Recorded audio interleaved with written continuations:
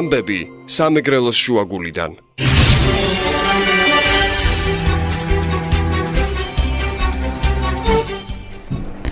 შიშიმ ბავშვები და მოზარდები დასასვენებლად ანაკლიაში გაემგზავრნენ. საომე ფაჟავამ ბრინჯაოს медаლი მოიპოვა. რადიო 11-ის საინფორმაციო სამსახური განაგრძობს პირდაპირ ეთერში მუშაობას. ახალ ამბებს 15 საათზე თია შონია გაგაცნობთ. თბილისის მერიის დაფინანსებით შეზღუდული შესაძლებლობების მქონე ბავშვებისა და მოზარდების პირველი ნაკადი წელს პირველად დასასვენებლად ანაკლიაში გაემგზავრა.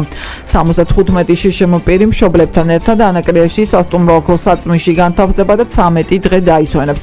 სულ სექტემბრის ჩათვლით ზღვის კურორტზე 1200 შიშიმ პირი და მათი მშობელი გაემგზავრება.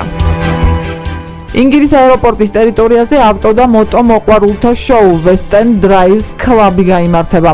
კლუბმა თბილისში 13 ივნის მომხდარი ტრაგედიის გამო 20-21 ივნის დაგეგმილი შოუ გადადო. გაცნობთ, რომ ღონისძიება 4-5 ივლისს სტიქიური უბედურებიდან 3 კვირის შემდეგ ჩატარდება. ისაც თბილისში მოხდა ტრაგედია თითეული ჩვენთაგანისთვის, ამიტომაც გადავწყვიტეთ, რომ სანახაობას ფორმატი შეუცვალოთ და მას მთლიანად საქველმოქმედო ხასიათი მივცეთ. ავტო და მოტო მოყვარულთა ღონისძიებაზე შემოსული თანხა მთლიანად გადაირიცხება სტიქიი დაზარალებულთა ფონდში, აცხადებენ კლუბის წევრები. სახელმწიფო უსაფრთხოებისა და კრიზისების მართვის საბჭოს ინფორმაციით ზოოპარკიდან დაკარგული ცხოველების შესახებ სიტუაცია კვლავ უცვლელია. ამ მომენტისთვის დაკარგულად ითვლება ერთი ვეფხვი და ერთი ზოლიანი აფთარი. 21 ივნის ღამის 12 საათიდან მოყოლებული სხვადასხვა ადგილზე მტაცებელი ცხოველის თაობაზე სულ დაფიქსირებულია 15 გამოძახება, თუმცა არც ერთი მათგანი არ დადასტურდა.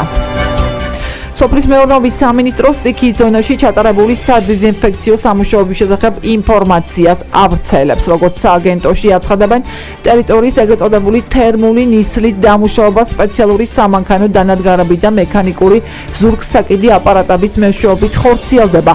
სადეზინფექციო სამუშაოები სვანიძის ქუჩის, ზოოპარკის, მზიურის და ლაგუნა ვერეს მიმდებარე ტერიტორიებზე მიმდინარეობს.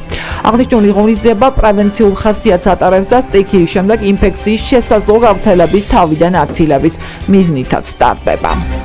შეფასების და გამოცდების ეროვნული ცენტრიდან განაცხადეთ, რომ 2015 წლის გამოცდებისთვის ტესტები კონფიდენციალური დოკუმენტაციის ბეჭდვაში აღიარებულმა ავტორიტეტულმა ბრიტანულმა კომპანია სტივენ ოსტინმა დაბეჭდა.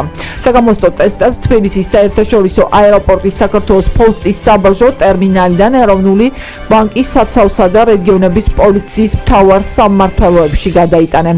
დალუქული ყუთების ტრანსპორტირების უსაფრთხოებას უზრუნველყოფენ შინაგან საქმეთა სამინისტროს შესაბამისი სამსახურები. 2015 წლის ერთიანი ეროვნული გამოცდები 2 ივლისს დაიწყება. ეგრეთ წოდებული ჯაშუშობის საქმეზე ბრალდებულმა ბაჩუ ახალაიამ პროცესის დაწყებისთანავე სასამართლო დატოვა. იმისთვის მომიყვანეთ, რომ იმ ჯურღმულში დამაბათ, იცით რამხელა გზა უნდა გამოია, რომ ამ საშინელებას აქ რომ მოყავხარ. მიმართა ახალაიამ სასამართლოს მაშინდე, რაც ბრალდების ხარის წარმომადგენელმა პროკურორმა თქვა, რომ პროცესზე დღეს უნდა დაიკითხოს დაზარალებული წარმომადგენელი და იგი სასამართლოში 15 წუთში მოვიდოდა. ბაჩუ ახალაიამ აღნიშნა, რომ იგი ვერ დაუცდია იქიდან გამომდინარე, რომ სასამართლოს პატიმრის მოსათავსებაში ლოდინის არაპირებს ურჩევნია წავიდეს და მოწმის დაკითხვა მის გარეშე გაგრძელდეს. რაც შეეხება მოწმეს, რომელიც დღეს უნდა დაიკითხოს, წინასწარი ინფორმაციით სასამართლოს ჩვენებას მისცემს საქმეში დაზარალებული სტატუსით ცნობილი სერგო თეთრაძის მეუღლე ნანა თეთრაძე. თბილისში მომხდარი სტიქიის გამო ოლიმპიური ცეცხლთან დაკავშირებული საზეიმო კონცერტები და ჩირაღნის საზეიმო მსვლელობები დროებით არის გაუქმებული. აღნიშნულია ევროპის ახალგაზრდული ოლიმპიური ფესტივალის თბილისი 2015 საორგანიზაციო კომიტეტის სპეციალურ განცხადებაში. ქართულმა ტანმოვარჯიშემ ბრინჯაოს медаლი მოიპოვა. საომე ფაჟავამ ბაქოში მიმდინარე პირველ ევროპულ თამაშებზე ორიგინალური ნომერი წარადგინა.